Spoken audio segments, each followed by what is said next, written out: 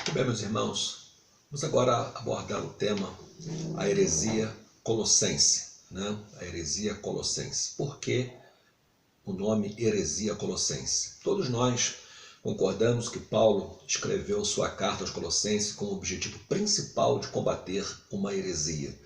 Paulo trabalhou muitos outros assuntos na carta, mas o principal objetivo dele foi denunciar e alertar aos colossenses com relação a uma heresia que estava se infiltrando ali na igreja. E ele estava querendo combater esta heresia. Não há um consenso sobre que tipo exato de heresia, né? Foi essa porque esta heresia ela era muito complexa, né? Ela era muito difícil de ser definida porque ela se autodividia, né?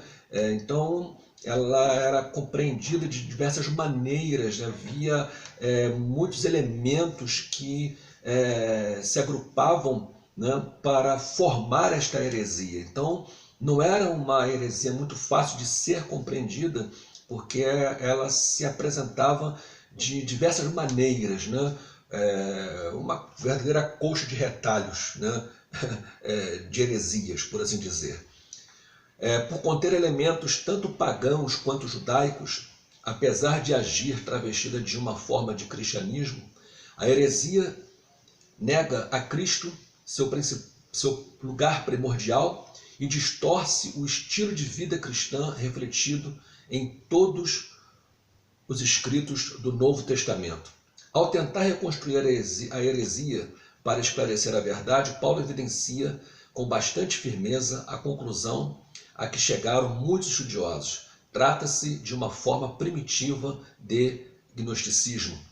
O gnosticismo recebeu este nome por reivindicação de seus proponentes, alegando terem acesso a um conhecimento superior e oculto, né? Também conhecido como gnoses. Os gnósticos faziam uma nítida distinção entre matéria e espírito. Eles diziam: a matéria era o mal necessário. Deus e o bem eram essencialmente espirituais. Por conseguinte, Deus não podia ter criado o universo, né?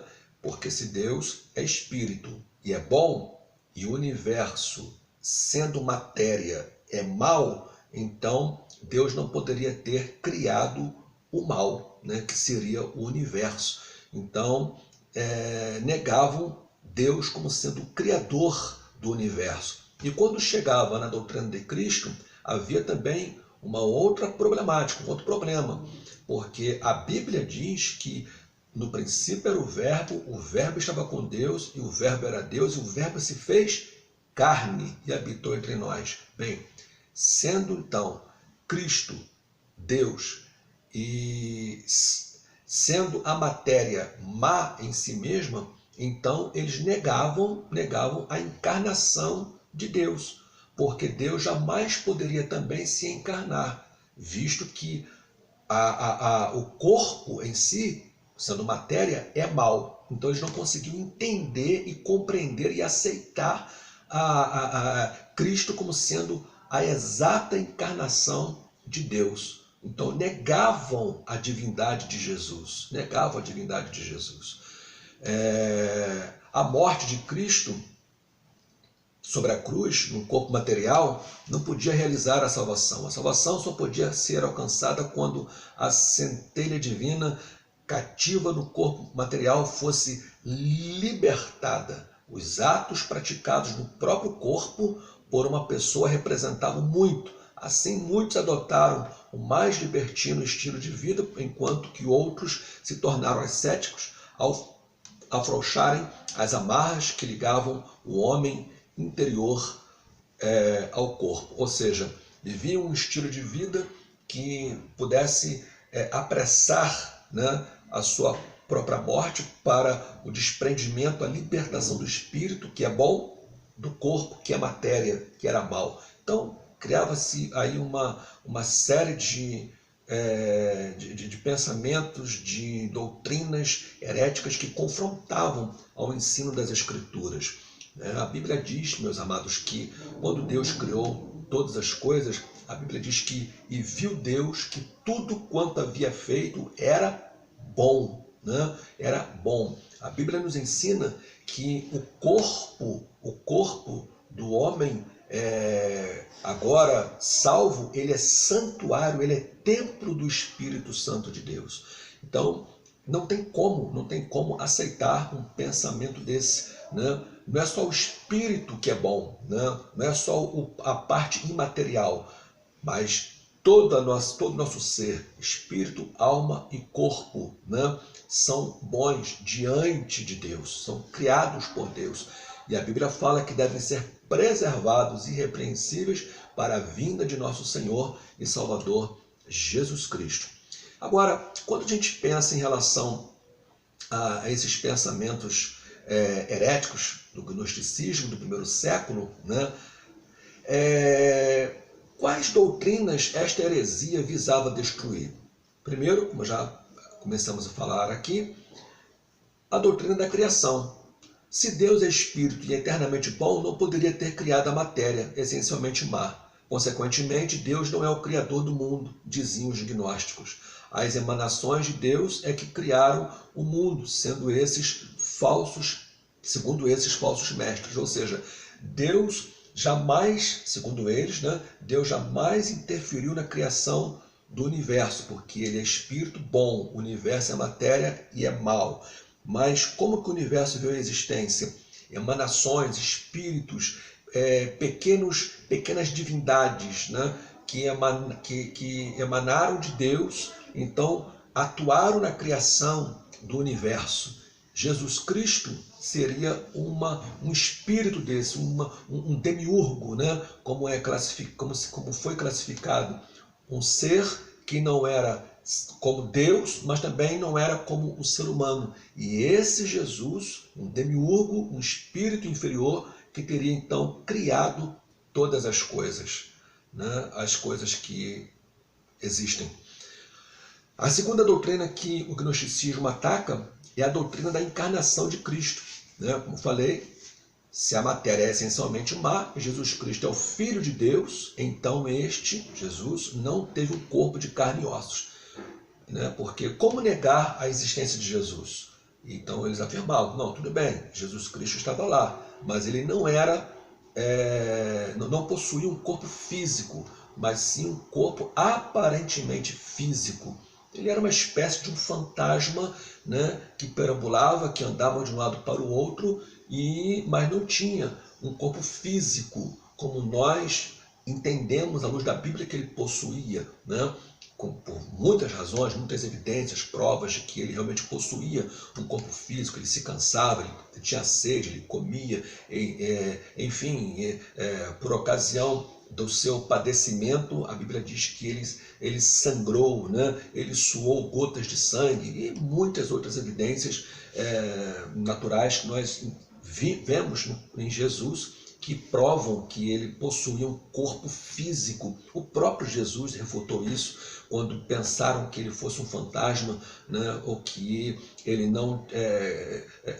Ele convidou, né, Pedro para que andasse com ele sobre as águas, e Pedro, quando estava afundando, ele segurou em Pedro e sustentou Pedro sobre as águas. Quando Jesus ressuscitou, Jesus disse para os discípulos, e principalmente para Tomé, que não estava acreditando na sua ressurreição, mandou que ele colocasse a mão sobre as suas feridas, e ele o fez e creu que realmente Jesus havia ressuscitado. Ora, um espírito não tem ele pode até ter, né, à luz do pensamento gnóstico, poderia ter uma aparência física, mas Jesus não tinha apenas uma aparência física, ele tinha realmente um corpo físico.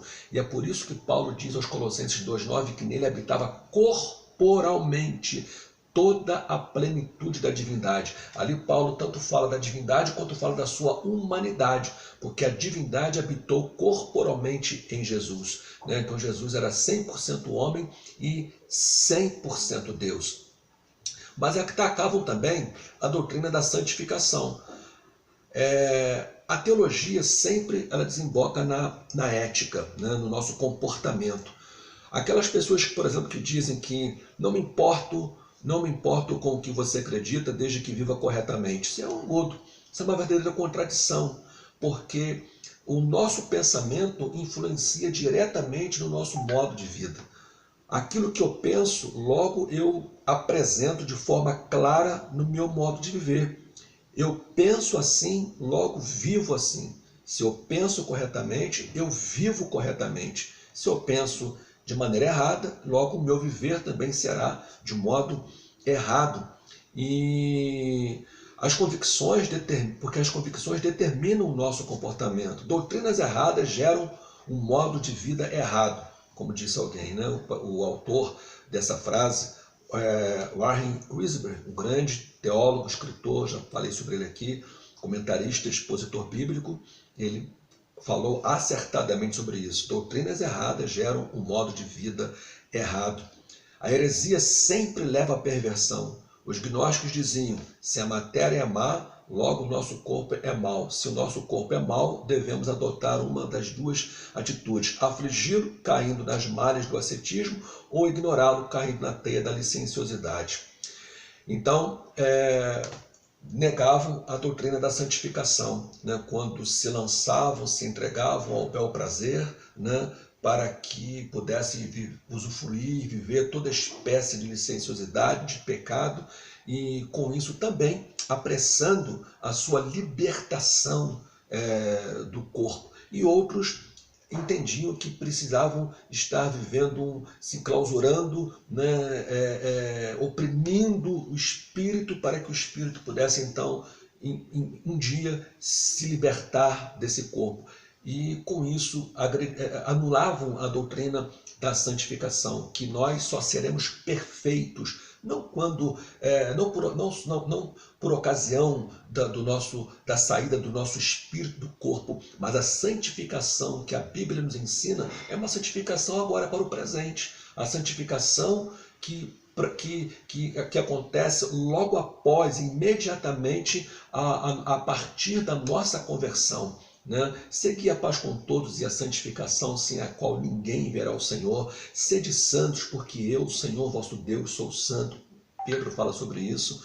Né? Há uma expectativa da parte de Deus que o nosso espírito, alma e corpo permaneçam, sejam preservados, irrepreensíveis para a vinda de nosso Senhor e Salvador Jesus Cristo. Mas esta santificação só vai acontecer, só será uma realidade mediante a ação do Espírito Santo em nós, pela graça de Deus, e não mediante o nosso esforço próprio, né? Ao contrário do que os gnósticos ensinavam, negando a eficácia da graça de Deus para a nossa santificação. A carta aos Colossenses é muito valiosa aos crentes nos dias atuais, ao advertir que aos que se deixaram influenciar por uma heresia primitiva, o apóstolo esboçou para nós uma brilhante e clara visão de Jesus Cristo e seu papel fundamental, não somente no plano de Deus, mas também em nossas vidas. Na medida em que lemos com devoção esse grande livro, não podemos deixar de nos aproximar de nosso Senhor Jesus Cristo, porque vamos concordar numa coisa, irmãos, muitos dos ensinos heréticos do primeiro século permanecem vivos e reais nos dias atuais. Esse é um deles. Quantas seitas heréticas que negam a divindade de Jesus. O Testemunho de Jeová, por exemplo, é uma delas. Né? O próprio espiritismo kardecista, que é uma afronta direta à fé cristã, à divindade de Jesus e toda a essência da doutrina cristã. Quantos grupos que surgem com as suas heresias embutidas, né, misturadas com verdades e meias-verdades, enfim. Nós vivemos dias assim, vivemos tempos assim. Então, Colossenses é um verdadeiro manual de cristologia, né? E cabe à igreja, é da nossa responsabilidade nos aprofundar nesse escrito, nos aprofundar no ensino de Paulo na carta aos Colossenses, para termos uma mensagem cristocêntrica, dizer em alto e bom som quem é de fato o Filho unigênito de Deus, Deus encarnado, o Verbo que se fez carne, morreu, foi sepultado e ressuscitou, está vivo e reina eternamente. E a melhor notícia, em breve voltará para buscar a sua igreja. Sei que é um outro assunto, mas está dentro do mesmo contexto aqui, pois fala da natureza verdadeira do nosso Senhor Jesus. Deus te abençoe e até o próximo vídeo.